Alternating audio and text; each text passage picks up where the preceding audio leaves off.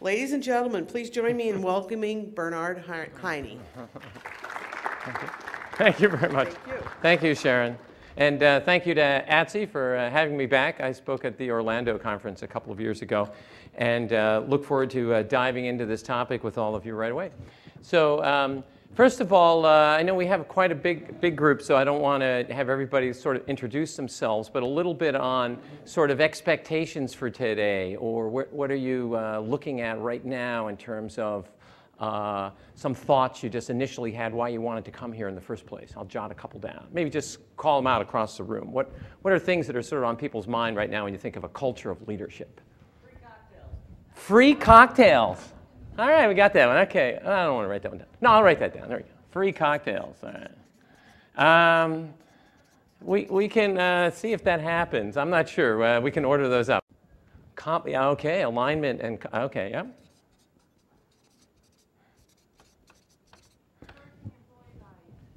Employee buy-in, yes.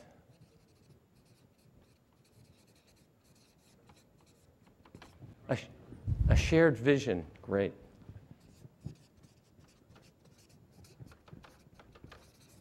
Leaders versus managers, great point, yep.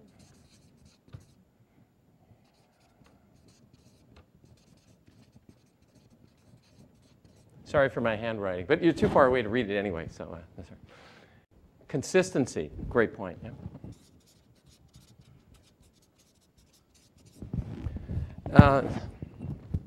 So with that,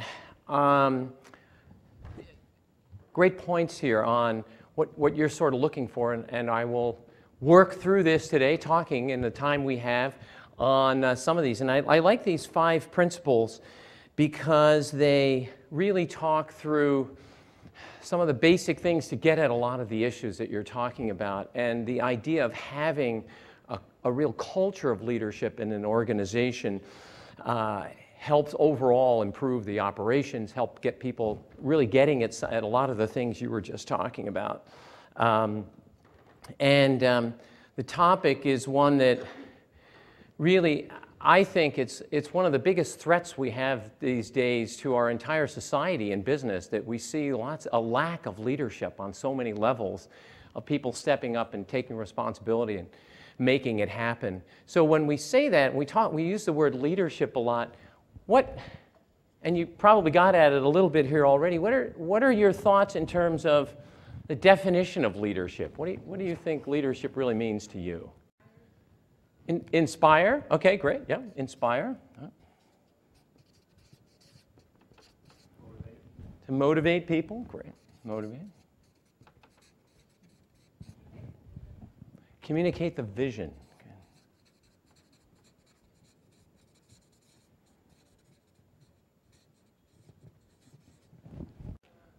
So leading by example, is that what you're saying? Yeah, great, leading by example.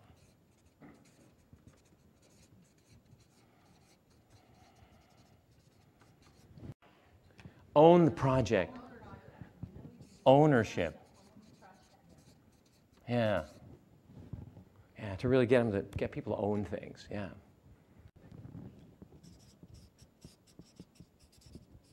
Teamwork, yeah, that's great.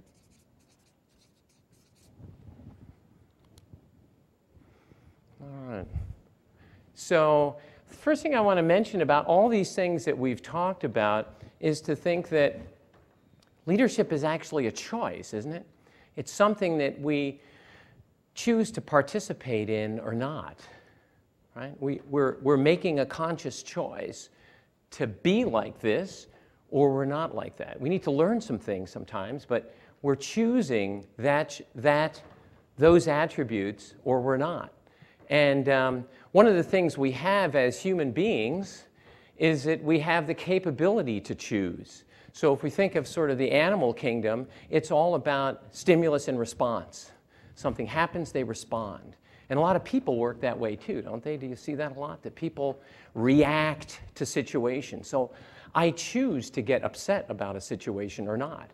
Or I could choose to find a solution to the problem. Or I could choose to be angry about it. I could choose to yell at people and rant and rave. Or I could choose to calm down, think about it, let's figure out what to do here. So it's a unique gift that we have as humans, but far too often people don't look to that as a solution, right? Do you see that? Anybody ever see that? Where people just sort of react and they don't take the time to sit back and think about what they really want to do. Probably a couple, nobody raised their hands, but I'm assuming you're nodding in agreement. So we can choose how we want to react, how we create our world around us, right? So I want to jump right into the first principle, and so I'm going to be talking about 5 different principles. And the first one is that, and this gets back to the choice, we're all leaders regardless of the position we're in. So it's not that only the boss can be the leader in an organization. The person you just hired, the most junior person in the organization, can exhibit the kind of leadership examples that you brought up, right? So you don't have to be the boss. It's great when the boss exhibits leadership principles, but we're talking here about how can we get a culture of leadership to happen in your organization? How can we get the whole organization to embrace it? And it's not just by having the senior people in the organization be in that, exhibit these attributes. It's about when everybody does that, right? Because we can all decide to lead by example, even if I'm the guy just sweeping the floor, right? I can decide to pick things up when they fall down and make things tidy, or I can choose to ignore it. And by example, I'm showing everybody else that it matters to me what I do. It matters to me how the organization looks. I can take ownership for the issues that I have. I can inspire others around me, and I can motivate people around me just by my attitude towards the job. So, you know, Gandhi changed an entire country and overturned the British Empire, this massive thing. He wasn't the elected president of the country. People followed him because he had a vision, and they were inspired by the words he said. And I love the quote from him, which is, "Be the change you want to see in the world." Right? Which is, decide to be a leader. It's a choice you have every day to make. So decide for being a leader, decide what it is you want to do, and make that happen. So a lot of you mentioned this idea of ownership. And when I think of ownership, it really comes out of 2 main components. Right? I first have to be responsible for what I'm doing. I have to take the responsibility. But the next thing is I have to hold myself accountable. Right? Do you see how that adds up to the equation of ownership? So that I own what it is I'm doing. Whether I'm doing the smallest job in the organization or whether I'm the CEO of a large company, it all applies to me that I need to be responsible and I need to take accountability. And a lot of times when I'm talking to my clients about this, I point to the difference between the words that we use, how it impacts us. So if I say I'm going to try to get something done, am I really responsible? Am I holding myself accountable to a high standard by saying, well, I'm going to try to do that. I'm going to try to wrap this up by 11:15. You know, I'll give it my best shot. Am I really committed to that? Or am I already letting myself off the hook by saying, well, if I don't do it, at least I can say, well, I tried, right? Give it your best shot. You know, try to do that. Versus, I think this is where Nike came up with this idea of just do it. It's the idea of don't say I'm going to try to do things. Am I really committed, right? Or do I say, I'm going to do that. I'm going to wrap this up by then. I'm going to take care of this project. I'm going to do those things and report back to you on how it went. Not, I'll try to get this done today. So it's even with those little things on how we use words that we're undermining our ability to take ownership for situations, right? For leadership opportunities. And I love this quote by Hal Elrod. And the only thing I'd modify on it is to say instead of responsibility, it should actually be ownership. But the moment you take responsibility or ownership for everything in your life is the moment you can change anything in your life. And this goes beyond what we do in business, right? So it's with our whole lives. If I take responsibility, if I really own what it is I want to do, I can change it. It's when I don't take responsibility and I take a step back from things and expect the world to happen around me that, guess what, I don't own it. I can't change things in my life if I'm not stepping in to make it happen. Got to own it, right? So the next principle is declare victory over your desired outcome and then work backwards. So what is it that I really want to be?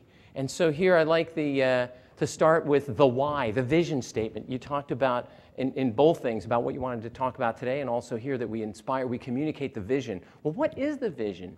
Do we know what it is? Do we have a clear picture of where do we want to go as a person, as a firm, and do we believe in it? Because when we believe it, then other people can believe it. And has anyone ever read the book Start With Why by Simon Sinek? You've read it? Yeah? Anybody else? Yeah? Or if you haven't read the book, just watch the TED video. It's the same as a book, takes 15 minutes. Right? He has everybody familiar with TED, T-E-D? They do these inspirational videos online. If you just Google TED and then Simon Sinek, S-I-N-E-K, he does this talk on Start With Why. And one of the things he said is, most people understand what it is they do. Like most people understand what products their companies have, what services they offer. And a lot of people will understand how they do it. They sort of get at, okay, we have, so we answer phones for people, we pass messages on. And how do we do that? Well, we got the latest technology, we're really good at that, we have good people, well-trained people. But very few people take it to the level of, but why do we do this? Why do we do it? Well, we help people, we save lives, we want to be there for the community, we're making a difference in the world by responding to people's needs when they have issues. That's a lot more inspirational to get people excited about wanting to be your clients or wanting to work in your company or even wanting to show up than to say, well, we answer phones and take messages and pass messages along and collect data, It's not what gets people interested. And what he says is, in his video, is that people buy why you do it, not what you do. So people go to the why, but very few people take the time to start there. And in communication, we should talk about why we do it. That's what gets people inspired. That's what gets people excited, not the what we do and how we do it, which is important, but it's not the place to start. That's why his whole thing is start with why. So start with why. Understand the clear picture of what we want to do. And then develop a mission and a set of values to get there. I was just having a conversation yesterday with someone here about the fact that they just terminated somebody because they violated the values of the company. What a great thing when you are so in touch with what's important to you that you select your people based on, do they fit here from a value standpoint? And every company is different. There are no two companies alike because there are no two individuals on the planet that are exactly the same. And where we tend to differentiate ourselves beyond the how and what stuff about technology or location or those things, a lot of it is what's really deep inside. What are the values that we have as people and that we have as a company? And if we're really in touch with where we are, it's very easy for people to decide, do I even fit with this company? Is this the kind of thing I like? And it's very easy to make the decisions about who fits, how do they fit, why should they fit into our organization if I've got this a clear handle on the values that I have? Does that all make sense? How many of you have in your businesses sort of vision, mission, value statements that are good? Good. A lot of people. And it's the thing that you use all the time. So I run into companies quite often that have them, but they stay on the shelf. I mean, are you actively, anybody cite an example of where how they use those in their business? Yeah, that's a great example. So because to them it's worth more money to give somebody a severance package after the first 6 weeks than to deal with them as a non-fitting employee years later, right? Because of all the damage, the collateral damage that some people have in organizations who don't really fit the model. They're okay, they kind of do the job, but they don't fit the team. And how they drag it. You ever meet those people? They sort of walk in the room and they suck all the life out of the conversation. They're just like, ugh, right? Or they say things out of, you're all having a conversation and that one person says something that's so odd that everybody looks like, ooh, wow. Yeah, but oftentimes it's that. There's not that fit of values. They don't really belong there. They would be much happier also if they got fired and went to another organization where those kind of people exist. They should be with them. There's some things you can change. Jack Welch always said, hire for attitude, train for aptitude. You can train people to do anything. How long does it take, right? Usually, in most businesses, it doesn't take that long to train somebody from scratch and get them up to a minimal level of productivity, and then after a year or two, they're really great at the job. But you can never train people to have a different value system. It doesn't work. And then the idea is declare victory. And what we mean here is, once you decide to do something, the word to decide means to eliminate the other opportunities, to cut off the other possibilities of what you could be, what you could do. So the idea is, this is what we want to be. This is who we say we are in terms of this is why we're in business and how we do it. And then when you clearly define that and communicate that, there isn't wiggle room to say, well, we could also be like this, or we can also be over here. No, this is who we are. We've declared victory, and we say, this is what we do. Is that clear? Anybody else have a good example of sort of using the vision statement? So the third principle is serve yourself before you serve the team. I don't know if a lot of times you'll hear the term servant leadership, kind of a buzzword out there. The idea is, if we have that vision and we want to focus on the higher purpose of the vision, think about what it is that we're doing as an organization. Where are we going with this organization? How is what I do reflected in that? Because everything I'm doing should be around that desired outcome for the organization, for the vision that we've stated for ourselves where we want to go, and not in the individual pursuits. And you probably see this in your organizations of people who they're always just looking out for themselves. What's in it for me? Geez, if this machine breaks, I won't have to work for the next hour. Oh, that'll be good. I can take an extra hour off and call my friends, while somebody has to fix it, right? Or, oh, if that happens, maybe we can work overtime this week, right? Because we'll get some extra money because this has all got goofed up, so we can go, right? That's selfish interest. Or people that are just into it for, well, I get this bonus check. I'm going to step on all these other individuals and make their lives miserable, but I'm going to look like the winner, so I'm going to go home with a big check at the end of the week. That's not being a servant leader. And this happens with the top person in the company all the way down throughout the organization, that people can have this sort of negative attitude about, hey, I'm just in it for me. I'm just here for a paycheck. I just want to make some money, as opposed to what's in it for the organization. And a lot of it has to do with the words we use. The words matter. It's like the word I said before about try, right? Or we should do this, or we hope to get things done. If we're talking like that, we're not committed to it, and we're not pushing the team to get it right, as opposed to, as a team, we're going to work on this together. We're going to make this happen. We're going to make these things happen. We are using those words that empower people to work as part of a team, as opposed to be only interested in their own personal self-interest. So the question that we're pondering all the time is, am I doing it for me, or am I doing it for the team, right? So is what I'm doing right now, am I working for myself, or am I actually working for the team? And the more people get in the habit of thinking about, I'm doing this for the team, this is going to support the company. The choices I'm making right now, the initiatives I'm taking, the work I'm doing is going to support the company to be better.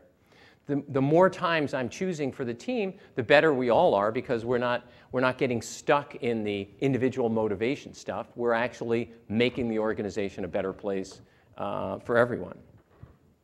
And along with that, to better serve others, I really have to start with myself. I have to know who I am. Is everyone familiar with the golden rule? People know the golden rule. What's the golden rule? Treat others. Right, treat others as you wish to be treated, right? Yeah. Well, I have a little bit of a problem with the golden rule, and that is that if I treat everybody like I personally like to be treated, I have a tendency to alienate roughly 3/4 of the world's population, because at best, 1/4 of the people are actually like me. So I love to quote Tony Alessandra, who coined the term the platinum rule, and that is to treat others as they wish to be treated. So if I know how people like to be treated, I don't want to treat them like me. Like my personality is that I talk too much, right? I talk a lot, probably not, but this is a presentation, so I feel okay with myself right now talking. But I want ask you questions and get you talking. In a conversation, if I'm talking to somebody that's a very quiet person, a shy individual, I can talk all over them. I can just like not give them a chance to say a word edgewise. And they might have some brilliant things to add to the conversation. But if I don't keep myself in check, if I'm not reminding myself, wait a minute, stop, listen, ask them questions, get them engaged in the conversation, I could completely alienate people in an audience. If we're having a team meeting and there's 5 people sitting around and 2 of us are doing all the talking, guess what? We're ignoring 3 of the 5 people's input to the conversation, to potential solutions. So it's something I personally work on because I know that I talk too much. I know that I can get on a roll and rant about things. I have to stop, listen, keep that in check, and then ask other people, what are your thoughts? How would you react to that? What do you want to input to the conversation? So I get there because I understand where I am on the DISC profile. Has anyone done a DISC profile? Some of you have done those. Or like Myers-Briggs, people done Myers-Briggs, some other people have done that. You've done those. So if you know where you stand on in terms of, and DISC is this DISC, so the Ds are the dominant people, the I are the influencers, the S are sort of steady, the Cs are conscientious. There's different definitions for those, but it's sort of, are you introverted, extroverted, are you more task-oriented, or are you more people-oriented, are the different dimensions. Anyway, if you know where you stand and then you can read other people, it's this idea of people reading, then you can apply the platinum rule because you can meet them where they are. So if I recognize somebody has a high demand for lots of data, when I have a meeting with them, I'm going to come prepared. I'll bring a lot of data. If they are a type of person that wants no data, just 3 bullet points on a sheet of paper, I'll just come with those 3 bullet points. I'll meet what they need. If I go to the person that wants no data and just 3 facts and just give me the answers, I don't have time for this, and I go to them with my 57-page report, right? I'm not making friends. I'm not communicating with them. They're not going to want to engage with me because they're going to think, who's this guy? He doesn't know me.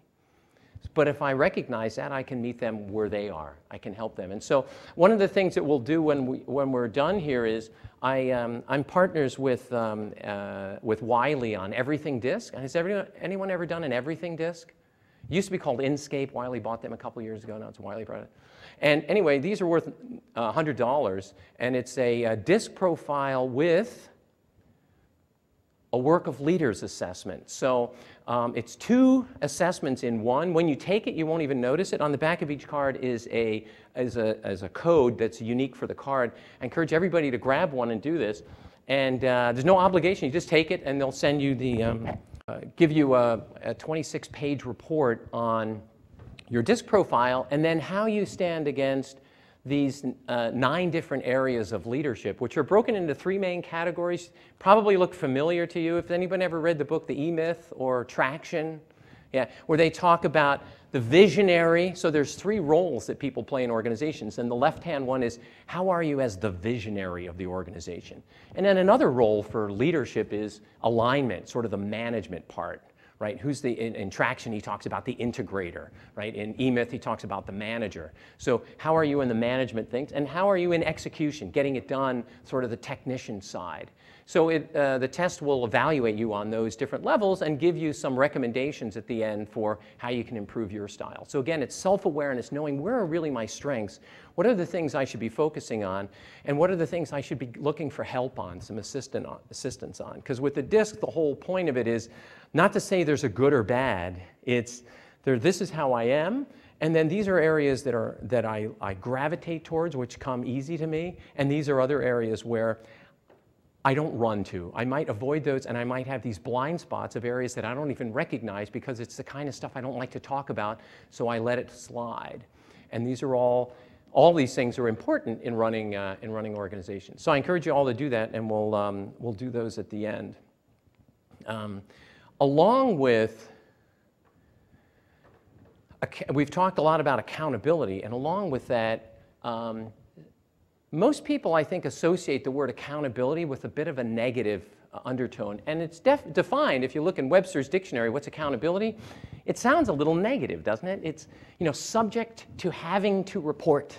explain, justify. Who's going to be held accountable for this, right? Am I going to be held accountable when this and this happens and I'm going to be the one having to hold the... I feel a little bit negative. And has anyone read the book, The Oz Principle? The Oz Principle? Now, in the Oz Principle, he talks about this new definition of accountability, which I really love, which is it's an attitude of continually asking, what else can I do to rise above my circumstances and achieve the results I desire? So what more can I do to make this happen?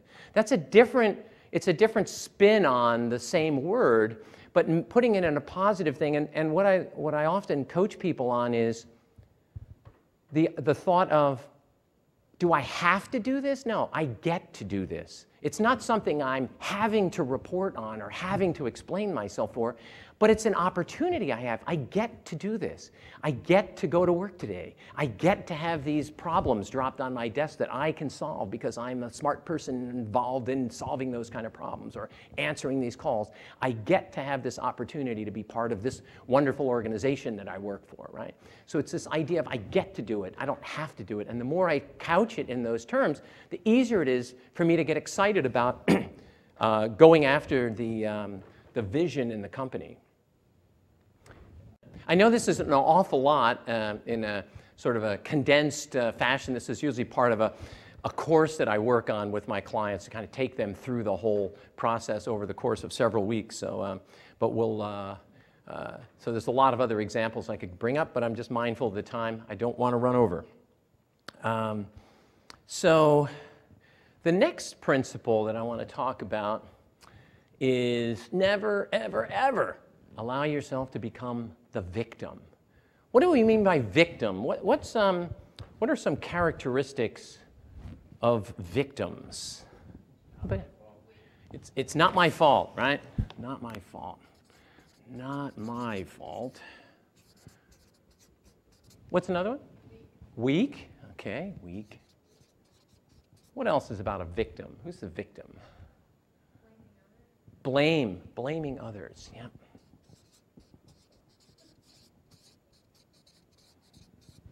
Anything else? Procrastinators, yeah.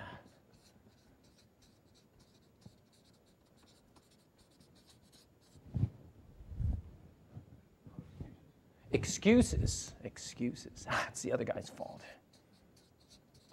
If only, right? Lack of conviction, yeah.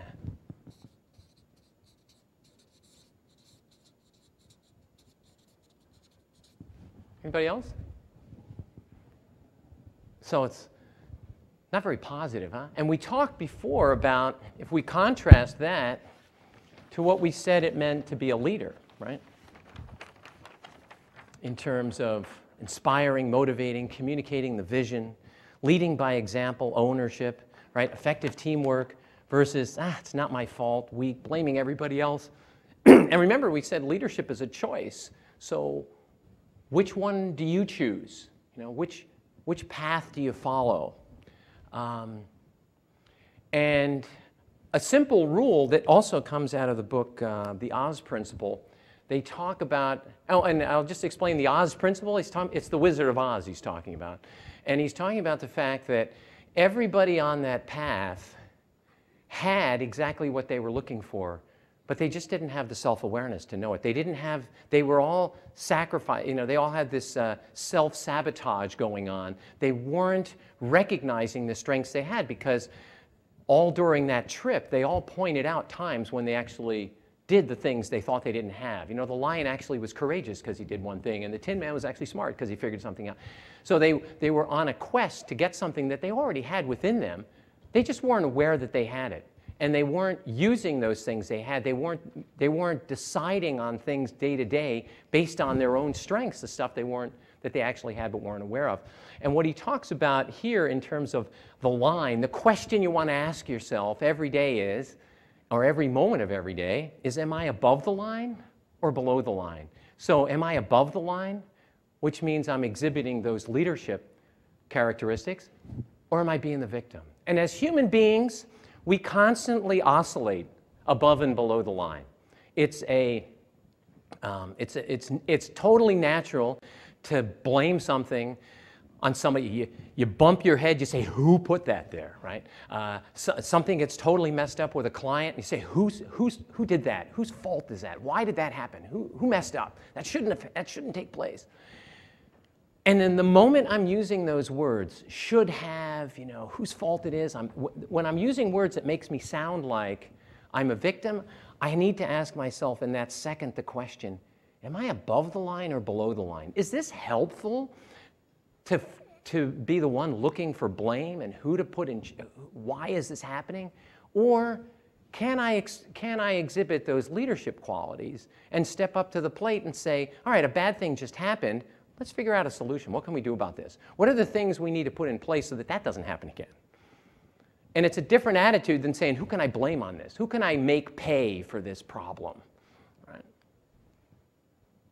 And so what are the two different ways you can react in that case? So somebody made a mistake, and now we have a problem with the client. So what are the two different, bouncing between being a leader or a victim, what are the two different scenarios I could go down?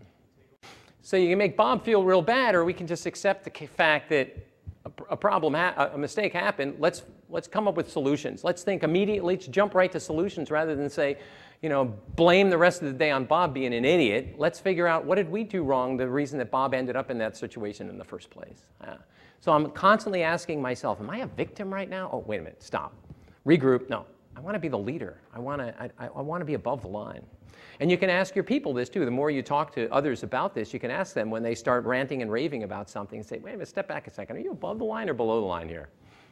And if they get it, they immediately start to, it's one of those things. So the whole presentation here is around cultural things. So if we can get people to think in these terms and use these little shorthand versions of, are you a victim right now? Are you working for yourself? Are you working for the team? These kind of questions come up to get people holding each other accountable, because as a group, as a team, the best run teams are ones where everybody holds everyone else accountable for what's going on. It's not just the boss looking out for many, hoping that everybody does the right thing. It's everybody looking out for each other, everybody being the leader, because leadership's a choice. We can all decide to do it.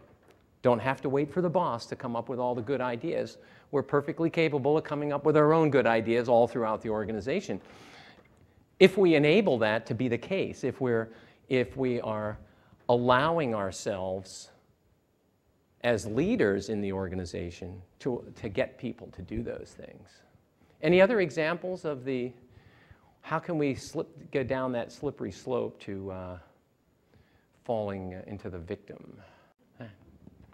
Making those decisions early, as opposed to blaming it on whoever hired them as, well, you messed that up, and kind of slogging through versus making clear decisions.